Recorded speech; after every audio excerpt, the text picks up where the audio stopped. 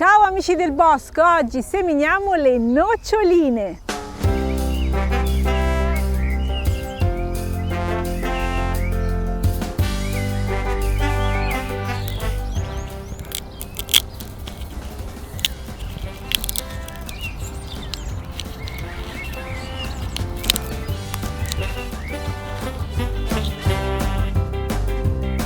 Le arachidi sono un frutto che arriva dal Brasile, per questa ragione per fare la semina dobbiamo aspettare che le temperature siano calde.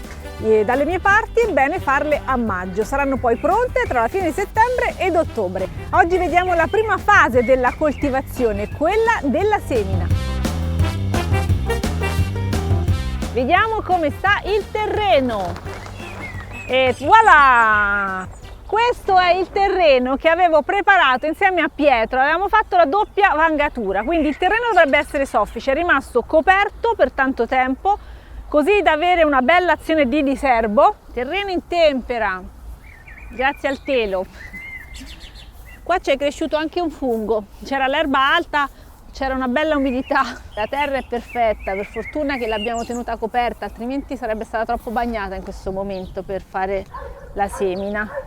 Tolgo solo un po' di convolvolo, perché questo, come vede il sole, parte di nuovo.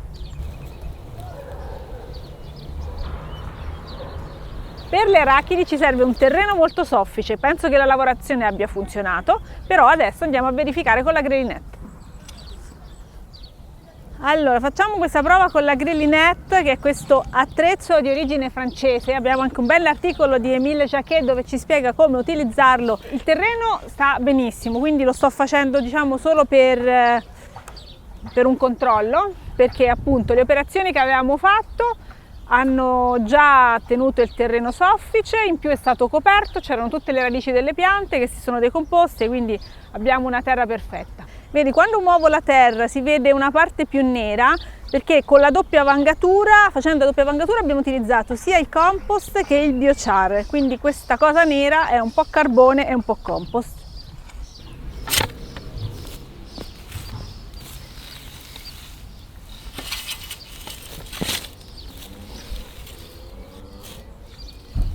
Non sto facendo per niente fatica stavolta, Non c'è proprio bisogno di lavorazione. Adesso prendo il rastrello, omogenizzo un po' la situazione e poi scegliamo le due file dove andiamo a mettere le arachidi, perché le dobbiamo mettere a una certa distanza tra le file, diciamo anche 70 cm, noi ne prenderemo 50 e poi ne mettiamo a distanza di 20-30 cm l'una dall'altra.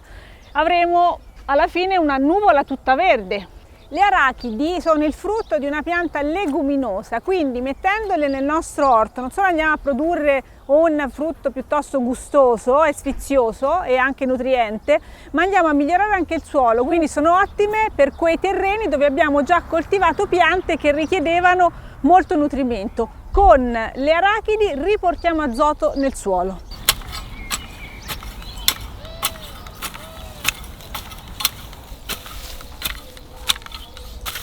Questo lavoro con rastrello l'ho fatto proprio per dare un po' più omogeneità al terreno, ma con le arachidi non serve una situazione particolarmente definita e liscia, perché i semi sono piuttosto grandi, li mettiamo a 3 cm sottoterra, quindi anche se abbiamo un terreno un po' sconnesso non ci sono problemi, è una pianta forte, un seme forte che quando esce se la sa cavare da solo. Abbiamo già un po' di pacciamatura così pronta, e poi ce ne aggiungeremo altra. Questa aiuola era piena di menta, infatti intorno ce n'è ancora parecchia, l'ho tagliata ma si sente il profumo, ricrescerà presto. Tenere il telo è stato fondamentale anche per avere questa azione di diserbo, poi probabilmente tornerà la menta, però insomma noi gestiremo la situazione. Le arachidi non richiedono tante attenzioni, però diciamo un po' di gestione delle erbe spontanee sì, la dobbiamo fare. Preparo 2 solchetti paralleli di 50 cm di larghezza, questi sono 60, insomma all'incirca. Faccio proprio solo un disegno per riuscire ad andare un po' più dritta, non mi serve una grande profondità.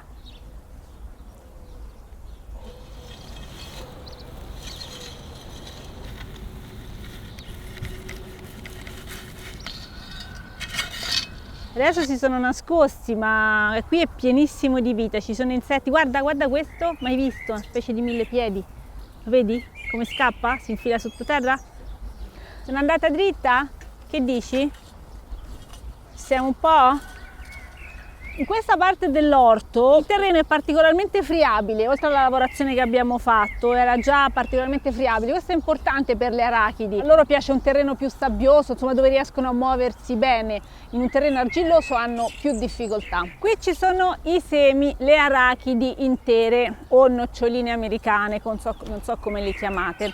Allora non si interrano così come sono con tutto il baccello, questo è un vero e proprio baccello, ma si aprono e quindi dentro dovremmo avere 2 semi.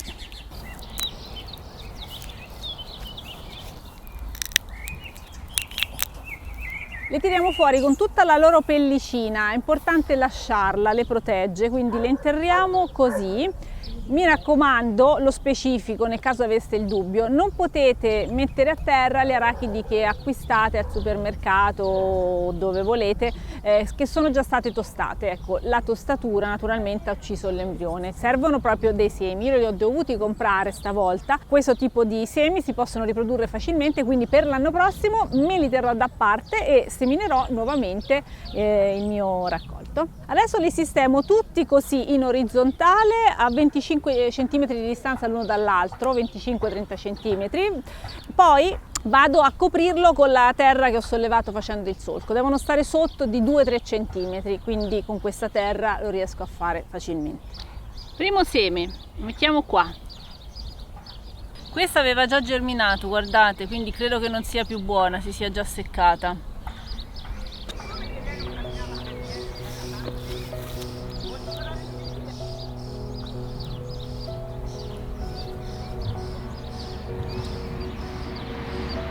Ce ne sono 8 qua e quindi 8 vanno dall'altra parte.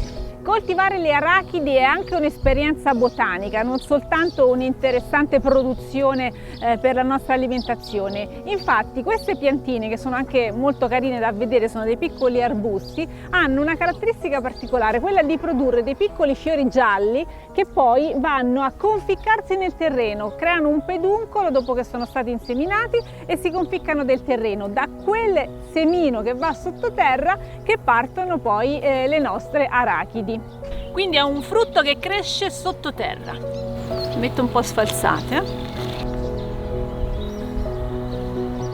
Adesso è il momento di coprire 2-3 cm.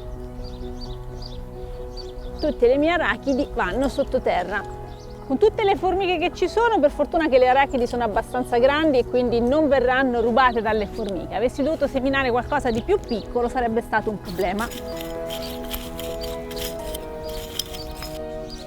Adesso faccio anche un po' di pacciamatura, tanto i peduncoli dei fiori per quando arriveranno riusciranno comunque ad andare anche sotto la pacciamatura. È sempre bene farla perché ci aiuta a mantenere il terreno più soffice, protegge tutta la fauna che abbiamo visto qui essere molto ricca, che ci mantiene il terreno soffice. Poi facciamo una piccola annaffiatura, ma non so se farla perché forse inizia a piovere. Le arachidi non hanno bisogno di tanta acqua, però insomma ricordiamoci di annaffiarla se non piove nelle prime fasi, e poi quando invece il frutto sarà quasi maturo e ce ne accorgiamo dal fatto che la pianta comincia ad ingiallirsi, blocchiamoci, non annaffiamo più. Ci vorranno circa 5 mesi per avere il frutto e quindi in autunno raccoglieremo. Per vedere spuntare invece le piantine basterà poco, dovrebbe bastare una settimana, 10 giorni. Gli arachidi non dovrebbero darvi problemi, non hanno tanti parassiti o malattie, l'unica cosa importante è che non ci siano ristagni d'acqua. Ecco, questo garantisce la loro salute. Per approfondimenti sulla coltivazione delle arachidi e anche sul loro utilizzo, quindi la loro trasformazione in cucina, vi rimando al libro di Sara Petrucci e Matteo Cereda, Ortaggi insoliti. Si parla anche delle arachidi, ci sono tante